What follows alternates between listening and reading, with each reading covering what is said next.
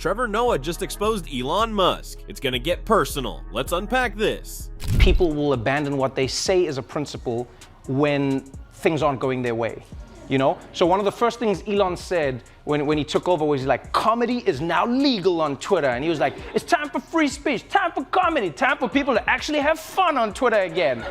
And then what people started doing was they started changing their names to Elon Musk, right? So people changed their Twitter handles to Elon Musk. Then they just started tweeting things as if they were Elon Musk. They were like, I'm such a terrible person, my wife left me. Just random shit, right? And then Twitter just banned all of their accounts. They're like, suspended.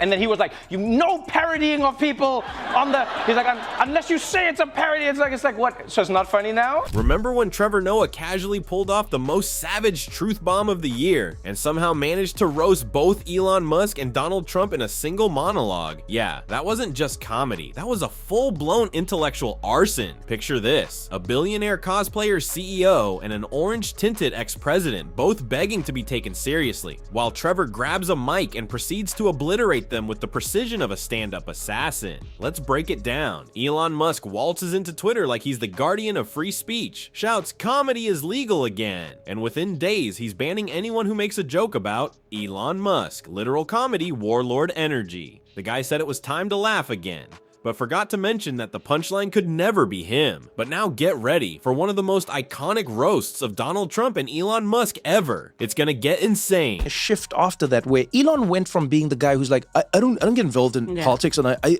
just think that it's good for us to look at both sides and try to find ourselves in a space where we're not exactly looking at like what has happened. And he was that guy. Yeah. Biden doesn't invite him to the White House. This man went full boom. There it is. Elon used to be Mr. I just build rockets and mumble philosophy. Now, one missed White House invite and he's doing the political equivalent of flipping tables and rage tweeting in Morse code. Trevor didn't just throw shade, he launched it like a SpaceX rocket. And Trump, oh, don't worry, his turn is coming. Stick around, because what happens next will have Trump wishing for another Twitter ban. Donald Trump has exposed a part of America that I'm willing to bet nobody knew existed. Nobody. Like, did you know about a special master? Any of you? Huh? I didn't even know there was an option. I've watched 10 million hours of Law and Order. Only Trump could turn an FBI investigation into a Netflix spin-off called Law and Order Special Masters Unit. Seriously, he didn't just break the law, he unlocked hidden legal DLC that even the nerds on Reddit didn't know existed. Trevor Noah basically became America's legal translator here, and let's be honest, if you've watched that much Law and Order and still didn't know this was a thing, yeah, Trump just broke the Matrix. But let's rewind a second and get back to the meme king of Mars himself, Elon Musk. Where do we even start with this guy? Elon's whole brand is like if Iron Man was played by your cousin who took one coding class and now won't shut up at Thanksgiving. He's not just a billionaire, he's the Elon Ment of chaos. His Twitter feed looks like it was curated by a teenager and a midlife crisis at the same time. Memes everywhere. Coherence, rare. Dignity, lost somewhere between Dogecoin and comedy is legal again. You know, because Trump seemed, people forget this now, but I remember when Donald Trump was running for president, he had no ally, right? So it was Trump, Steve Bannon. That was it, right? But Trump was the antithesis of the Republican Party as they saw themselves. Yeah. You know, I remember, you know, whether it was the people running the RNC or whether it was people who were running against him, they were like, oh, no, this guy is a pariah. He's a joke. He does not represent our values. So the establishment Republican Party was not for Donald Trump. The media was not for Donald Trump, right?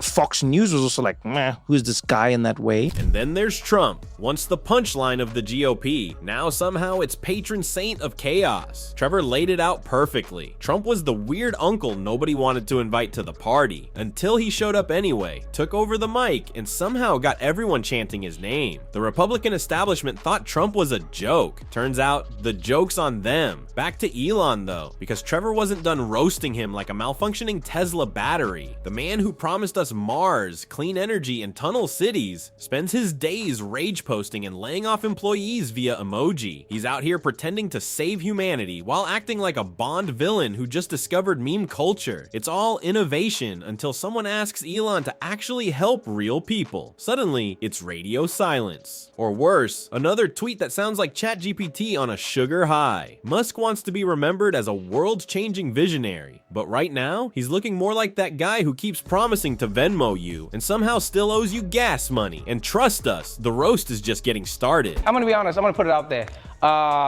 If he's handling Twitter like this, I don't know how comfortable I would be going with this dude to Mars, you know? Yeah, I don't want Elon walking into my cabin one day like, hey guys, turns out I accidentally fired the team that was bringing the oxygen, but we'll be fine if we just stop breathing for 69 months. And that, ladies and gentlemen, is exactly why no one, and I mean no one, should trust Elon Musk with the survival of humanity on another planet. Trevor nailed it. If this guy can't even keep Twitter functioning without accidentally firing the janitor and the CEO, what's he gonna do on Mars? Imagine waking up in your oxygen pod and Elon's like, oops, I deleted the life support team, but it's okay, we've got memes. That's not a sci-fi movie. That's a nightmare in a SpaceX hoodie. Just when you think maybe, just maybe, Elon will finally stay quiet and build something useful, he throws another grenade into his own PR department. He keeps promising to change the world, but every time he opens the app, it feels more like he's live streaming a midlife crisis. Trevor called it exactly right.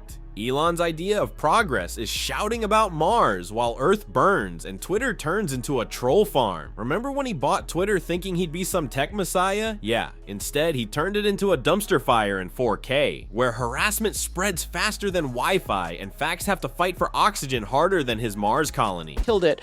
I think Biden was trying to, and this is the account that the Biden people have given in explanation to sort of defend themselves from the argument that you're making, which is, there are definitely a lot of people who agree with you, which is like, listen, this was about Detroit and everything. I don't believe that. But yeah, I'll be honest with you, I don't believe it. I think Biden's people were going, we're going to put you in your place, and we're going to show you that this industry is going to move on without you. And so we're going to bring all these people in to go like, we got this. And then Elon Musk, if there's one thing I've seen from Elon Musk and what I've heard about, let me tell you something. That man does not take... Translation, Elon doesn't just hold grudges. He catalogs them, laminates them, and frames them on the wall. Trevor basically said what we were all thinking. Musk treats every minor diss like it's the betrayal of the century. Biden didn't invite him to a factory tour, and Elon acts like he got uninvited from prom by NASA. It's space soap opera, billionaire edition. But okay, enough about Mars, man. It's time to blast off into the other side of this tragic sitcom, Donald J. Trump. The man, the myth, the Cheeto-in-chief. If turning your own presidency into a late-night sketch show were an Olympic sport, Trump's already taken gold, silver, and the stadium concession stand. From day one, this man turned the US government into his personal circus. And Trevor Noah? Oh, he didn't miss a beat. He carved Trump's political record with surgical precision and the kind of finesse that makes Fox News real nervous. And guess what? We're not even close to the most humiliating part yet. In the United States of America, if you want to win an election, all you need to have is a strange voice. Simple as that. You want to be president of the United States? Get a strange voice, you're done. Yeah, forget policies, forget ideas, that's boring. You come out there with a strange voice, the people love it. You realize there's been no American president who has a normal speaking voice, none. Trump, that was the weirdest of all. Every other American president is predictable. You understood the ebb and flow. And honestly, he's not wrong. America doesn't vote for competence. We vote for the weirdest voice in the room. Forget policies, forget experience. Apparently, all you need is to sound like you're gargling gravel while shouting through a wind tunnel. George W. had the cowboy twang. Obama had that cool professor smoothness. And Trump sounded like someone dared a cartoon character to give a TED talk. But see, that's the thing. Trump didn't get famous for being smart. He got famous for being loud. Trump. Trump is a man who's made a career out of self-promotion. His genius strategy, create a reality TV persona, run for president, and just lie your way through everything. It's remarkable, really, that someone with the IQ of a brick somehow managed to convince a nation he was fit to lead. But that's the genius of Trump, isn't it? He's the type of guy who fails upward, like that one person in every office, who somehow keeps getting promoted even though they can barely keep a stapler from falling off their desk. And of course, Trevor Noah was quick to point out Trump's legacy, it's less about policy and more about the spectacle. He's the political equivalent of a used car salesman, except his inventory includes lies, corruption, and a whole lot of bad decisions. Trump turned self-delusion into a campaign platform. He basically said, "Watch me sell America the worst deal in history," and people were like, wow, a straight shooter. Trevor Noah got it exactly right. The man's entire legacy is less presidential and more parking lot dealership energy. You're not getting a visionary. You're getting a shady salesman offering 4 more years with no refund policy. That's what changed for me. Is I then when Donald Trump was elected and then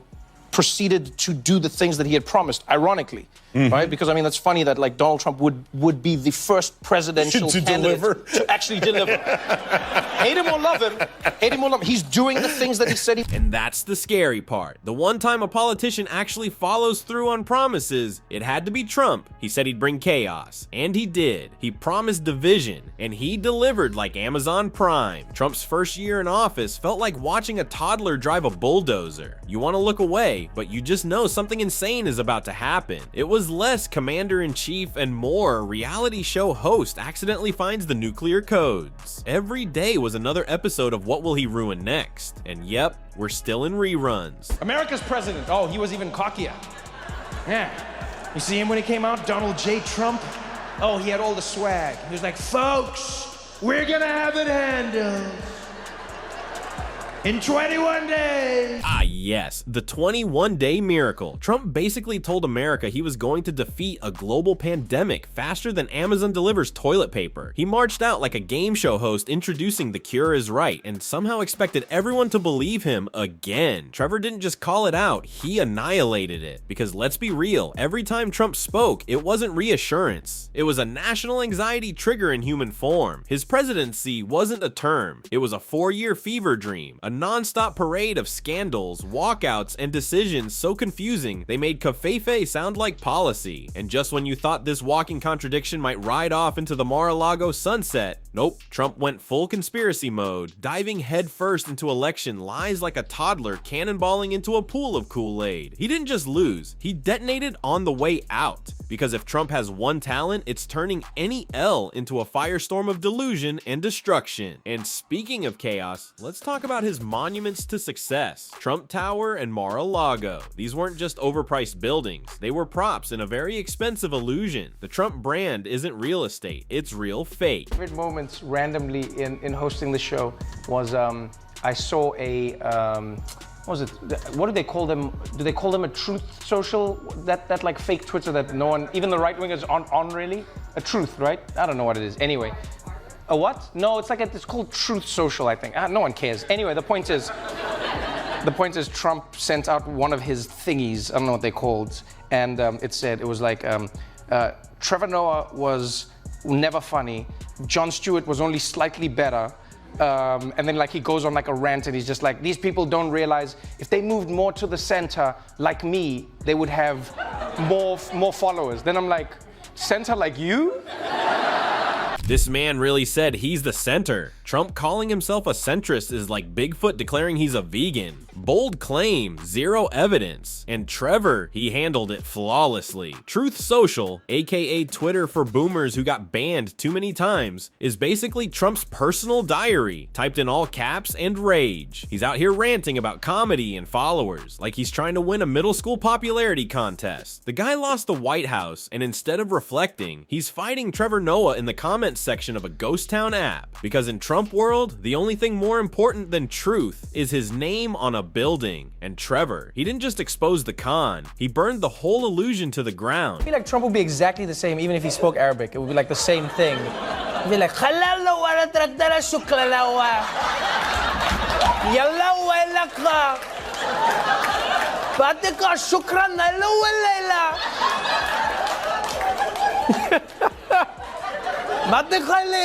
Let's be real, Trevor's not exaggerating. You could put Trump in any country, speaking any language, and he'd still be saying the same three things. I'm great, I'm innocent, and look how many people clapped. His ego's not bound by borders, it's globalized narcissism. Because to Trump, winning isn't about achieving something meaningful, it's about pretending he did and then yelling it louder than anyone else. The guy doesn't need truth, just a microphone and a mirror. He's not leading, he's LARPing as a leader, cosplaying as someone who actually knows what they're doing. And Trevor, he didn't just call him out, he dismantled the whole act. Trump's obsession with looking presidential isn't about serving people, it's about getting fist bumps from dictators and validation from villains. Forget allies based on democracy and mutual respect. Trump wanted to be BFFs with Putin and Kim Jong-un like it was the Real Housewives of totalitarianism. What was even crazier was that some people voted for him and then were disappointed by who he was. That was the craziest thing I've ever seen. People were there like, I can't believe what he's doing right now. I just can't believe what he's doing. I'm sorry, you can't believe what's happening? Donald Trump, can you believe this? Can I believe that he's doing the exact same thing he's been doing for his whole life? Yeah, I can't believe this. There's a shock. You're shocked? Donald Trump is the least shocking human being I've ever come across in my life. He is consistently being himself. The man is a cliched villain, looks like a villain, talks like a villain. Like he looks like he should be in a Scooby-Doo episode. With that face, with that vibe, you could see him in the lineup when they're trying to solve the crime. Who do you think it is, Scoob? Be like, oh, it wasn't me, I'll tell you that much. He's like, I didn't do anything, I'm innocent. Be like, I'm innocent, so innocent. Some say the most innocent man is ever. That sketch? Absolute gold. Trump is literally a Scooby-Doo villain, down to the cartoon logic and zero accountability. He's the guy in the creepy mask yelling, I'm innocent, some say the most innocent ever, while standing next to a box labeled crime evidence. Trevor's genius isn't just the impressions, it's how eerily spot on they are. Because Trump being Trump isn't shocking, it's the one consistent thing about him. What's wild is that people are still shocked. Like, what did you expect? A plot twist where he turns into Abraham Lincoln? But Trevor didn't stop at the comedy. He hit the policy too, and this part should make every working American furious. Trump's foreign policy? One giant ego trip. His economic legacy? Tariffs that tanked the economy harder than a rug pull in crypto. And now, with that new 10% baseline tariff rolling out in April 2025, the global market's reacting like Trump just hit reply all on a trade war. Prices are surging, supply chains are stalling, and your grocery bill? Yeah, Trump just made it political. This isn't America first. It's Trump's feelings first, and everyone else is stuck footing the bill. I knew what to expect. The volume on his voice all over the place, inflection where it didn't make sense. Do you know how hard it was to figure out where to put the volume on your TV when watching a speech? I had to sit there and write it like a shitty DJ the whole time as you speak, because you wouldn't know where it would happen. He'd be up there. I think as Americans, we try and try, so try, big try, all trying. Trump's speeches weren't just confusing, they were a full-body audio assault. Listening to him was like tuning into a malfunctioning podcast where the host keeps yelling random adjectives and pretending it's leadership. Trevor's impression? Dead on.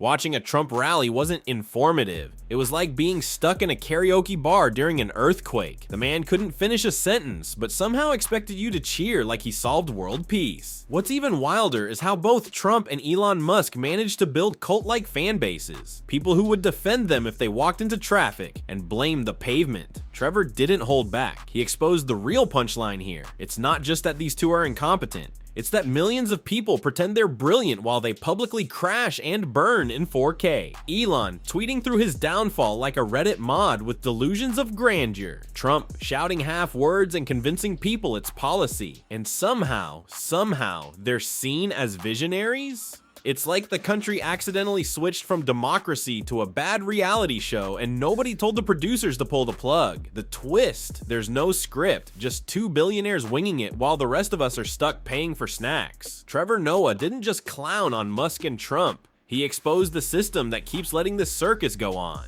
And trust us, the next act, it's already off the rails. Click here to see what Trump's team just did next. It's beyond embarrassing.